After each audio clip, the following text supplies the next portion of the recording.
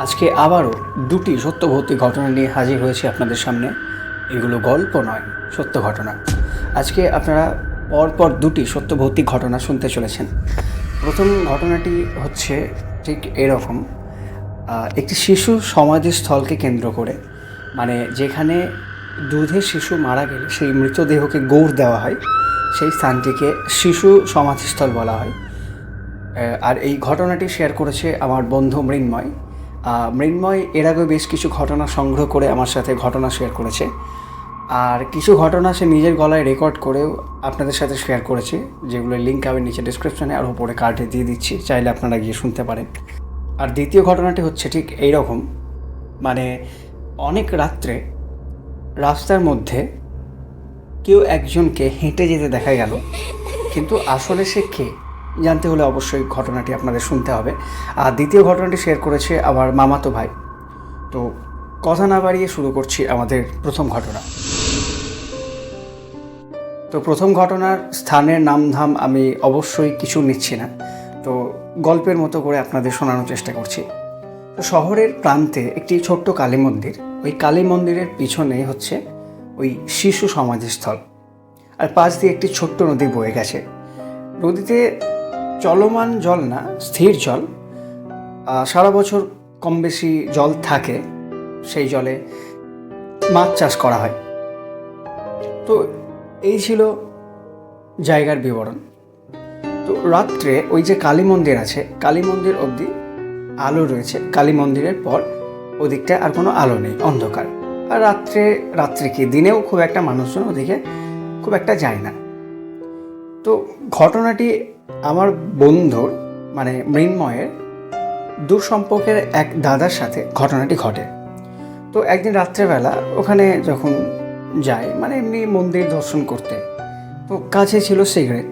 তো ভাবে যে সিগারেটটা ধরিয়ে রাস্তায় যদি খাওয়া যায় তাহলে কেউ দেখে ফেলতে পারে। তার জন্য তারা কী করে, মন্দিরের পিছনে একটু নিরিবিলি, অবশ্যই বললাম একটু আগে ওখানটা নিরিবিলি, ওখানে গিয়ে যদি একটু স্মোক করা যায় তাহলে অবশ্যই কেউ দেখতে পাবে না। এইভাবেই তারা কিন্তু ওখানে স্মোক করতে যায়। তো স্মোক করতে গিয়ে ওরা যে দৃশ্যটা দেখলো সেটাই হচ্ছে আজকের ঘটনা। তো দৃশ্যটা হচ্ছে ঠিক এইরকম, মানে চাঁদের আলো রয়েছে, তো আশপাশটা স্পষ্ট না হলেও অস্পষ্ট দেখা যাচ্ছে।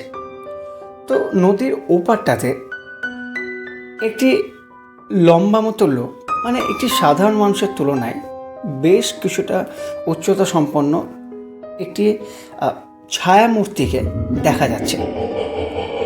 এবারে ছায়ামূর্তিটা ধীরে ধীরে যেন কাছে আসছে, অর্থাৎ সে জল পেরিয়ে এই পারে আসছে। তো তারাও বেশ ভারী কিউরিয়াস হয়ে যায়। তারা ভাবে যে এইখানে একজন লোক কি করছে, তো দেখি। তো তারা কিন্তু বেশ কিউরিয়াস হয়ে দেখতে থাকে যে ওখানে অ্যাকচুয়ালি কী ঘটছে। তো তখন দেখে সেই লোকটি জল পার করে কিন্তু আসছে পারে।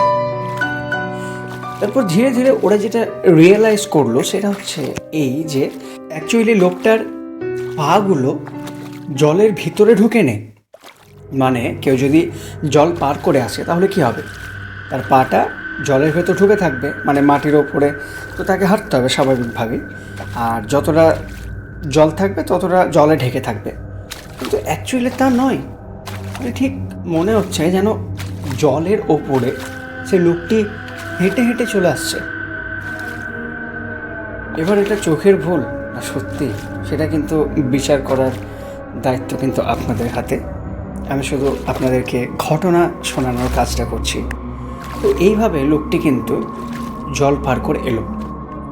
আসার পরে ওই যে শিশু সমাধিস্থল রয়েছে ওখানটাতে গুঁড়ি হয়ে কি একটা করলো, মানে দূর থেকে দেখে মনে হচ্ছে যেন মাটি খুঁড়ছে বা হয়তো ঘাসগুলো কাটছে, মানে ঠিক এরকম একটা ভাব যেন দূর থেকে চাঁদের আবছা আলোতে দেখা যাচ্ছে। তো সেই লোকটি বেশ কিছুক্ষণ ধরে কি একটা করে, ঠিক যেমনভাবে সে জল পার করে এসছিল ঠিক সেই রকমভাবেই কিন্তু জল পার করে আবার ওপারে চলে গেল। তো এটা দেখে কিন্তু সেই দাদারা আর দাঁড়িয়ে থাকতে পারলো না, তা রীতিমতো ভয় পেয়ে সেখান থেকে চলে আসে। তো এই ছিল প্রথম ঘটনা। তো এখন প্রশ্ন হচ্ছে সেই লোকটি কে ছিল? সে কি কোনো তান্ত্রিক ছিল? কারণ আমরা অনেক সময় শুনতে পাই যে তান্ত্রিকদের নাকি এরকম মৃতদেহের প্রয়োজন পড়ে। তো সে কি ওই মৃতদেহের খোঁজে এসেছিল, নাকি অন্য কিছু কারণ? তো যাই হোক, এই ছিল আজকের প্রথম ঘটনা। আমরা এরপর চলে যাব সরাসরি আমাদের দ্বিতীয় ঘটনাতে। তো দ্বিতীয় ঘটনাটা হচ্ছে এরকম, আমার মামাতো ভাই যেখানে টিউশন পড়তে যায়, সেই টিউশন স্যার আমার ভাইকে ঘটনাটি শেয়ার করে।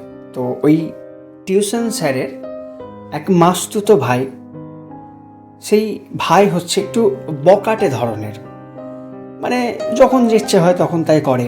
আর সেই ভাই ক্রিকেট খেলতো, মানে যেমন টুর্নামেন্ট হলে, আশেপাশে টুর্নামেন্ট হলে নাইটে খেলতে যায় না, ঠিক সেই রকমভাবে কিন্তু খেলতে যাওয়ার একটা শখ তার মধ্যে ছিল। আর যেমন পাড়ার আড্ডাবাজ ছেলে হয়, ঠিক সেই রকম ধরনের ছেলে ছিল। তো একদিন রাত্রে যখন তারা নাইটে ক্রিকেট খেলে বাড়ি ফিরছে, 2-3টে বাইক রয়েছে, সেই বাইকে 2-3জন করে বসে রয়েছে। তো তখন বেশ অনেক রাত, মানে লোকজন তখন ঘুমিয়ে পড়েছে, রাস্তায় আর কেউ লোকজন নেই।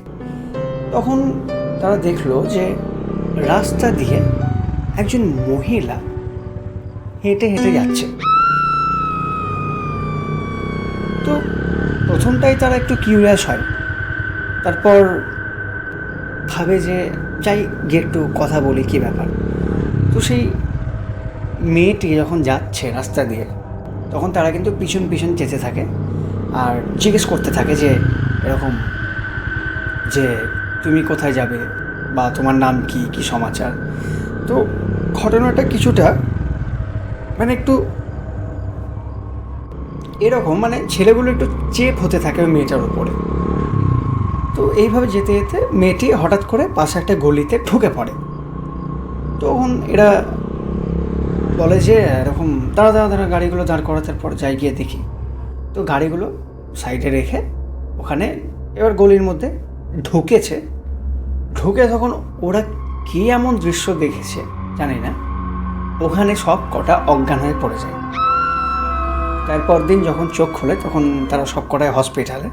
আর এদিকে বাড়ির লোক সবাই জানে যে ওরা এরকম রাত্রে আসার সময় অ্যাক্সিডেন্ট করেছে, তার কারণে হসপিটালে।